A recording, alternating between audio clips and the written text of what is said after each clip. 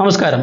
കൃഷിക്കൊപ്പം കളമശ്ശേരിയുടെ പദ്ധതിയുടെ ഭാഗമായിട്ട് കൊങ്ങരപ്പള്ളി സർവീസ് സഹകരണ ബാങ്കിന്റെ കീഴിലുള്ള പാനായിക്കുളം വയൽ കർഷക സമിതിയുടെ നേതൃത്വത്തിലുള്ള പൊട്ടുവെള്ളരി കൃഷിയുടെ നടീൽ ഉദ്ഘാടനം ഇന്ന് വ്യവസായ വകുപ്പ് മന്ത്രി ശ്രീ പി രാജീവ് നിർവഹിക്കുകയുണ്ടായി. അതിന്റെ വാർത്തയിലേക്ക്.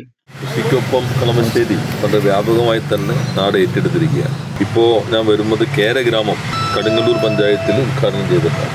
ആലങ്ങാടും കരുമാലൂരും നേരത്തെ തന്നെ കേരഗ്രാമമായി, ഒപ്പം തന്നെ ആലങ്ങാട് ക്ഷീരഗ്രാമമാക്കി, ഇപ്പോൾ കരുമാലൂർ കൂണ് ഗ്രാമം. അങ്ങനെ വിവിധ മേഖലകളിലാണ് 300 ഏക്കറാണ് നമുക്ക് കൃഷിക്കൊപ്പം ക്യാമ്പയിൻ്റെ ഭാഗമായി പച്ചക്കറി തന്നെ കൂടുതലായി ഇവിടെ കൃഷി ചെയ്ത് തുടങ്ങിയിട്ടുള്ളത്. ഇപ്പോൾ മികച്ച സമർപ്പണത്തോടുകൂടി കൃഷി ചെയ്യുന്ന ആളാണ് ശ്രീ ജബ്ബാർ. അദ്ദേഹത്തിൻ്റെ ടീം വളരെ നന്നായി തന്നെ ഇത് മുന്നോട്ട് കൊണ്ടുപോകുന്നതിന് പ്രത്യേകം അഭിനന്ദിക്കുന്നു.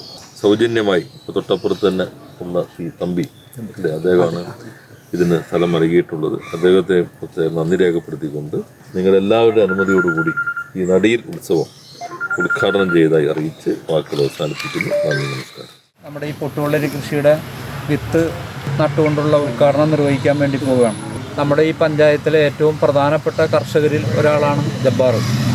പല പ്രതിസന്ധി സന്ദർഭങ്ങളിലും കൃഷി കൈവിടാതെ തന്നെ അതിൽ ഉറച്ചു നിൽക്കുന്ന ഒരു കൃഷിക്കാരനാണ്. പല സന്ദർഭത്തിലും കാലം തെറ്റി പെയ്ത മഴയുടെയൊക്കെ ഭാഗമായി ഒരുപാട് നാശനഷ്ടങ്ങളെല്ലാം സംഭവിച്ചിട്ടുണ്ടെങ്കിൽ പോലും അതെല്ലാം സഹിച്ച് ഈ കൃഷിയുടെ ഭാഗമായി തന്നെ നിൽക്കുന്ന ഒരു കൃഷിക്കാരനാണ്. മാത്രമല്ല, പുതിയ പരീക്ഷണങ്ങൾ ഈ കാർഷിക മേഖലയിൽ നടപ്പാക്കുന്നതിൽ മുഖ്യമായൊരു പങ്കുവഹിക്കുന്നയാളാണ്.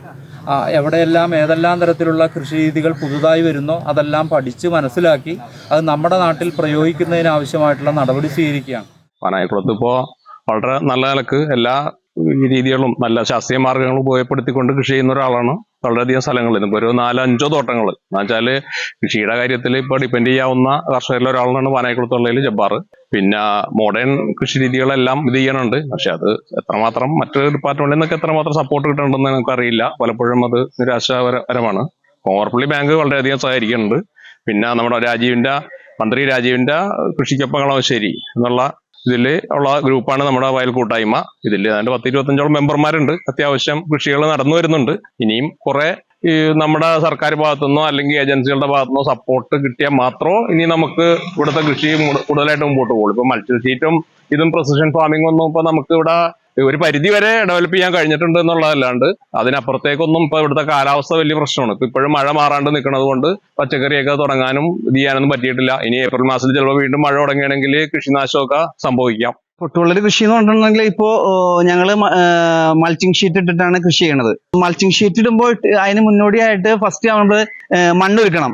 മണ്ണൊരുക്കുമ്പോൾ ചാണകം, കോഴിക്കാട്ടം, വേപ്പമിണ്ണാക്ക്, കപ്പലി പിണ്ണാക്ക് മുതലായവ മണ്ണിൽ ചേർത്ത് മിക്സ് ചെയ്ത് അതിന്റെ മുകളിലാണ് ഷീറ്റ് വിരിച്ചു കൊടുക്കുന്നത്. ഗവൺമെന്റ് ഭാഗത്തുനിന്നുള്ള എല്ലാ സഹകരണങ്ങളും ഉണ്ട്. കൃഷിഭവന്റെ സഹകരണമുണ്ട്. കൃഷി ഓഫീസർമാര് എല്ലാ കാര്യങ്ങളിലും നമ്മളെ സഹായിക്കുന്നുണ്ട്. വിളവെടുപ്പ് നട്ട് കഴിഞ്ഞ് 45 ദിവസം ആകുമ്പോഴത്തേക്കും ഏകദേശം വിളവെടുപ്പിന് പാകമാവും. മറ്റൊരു വാർത്തയുമായി നമുക്ക് വീണ്ടും കാണാം.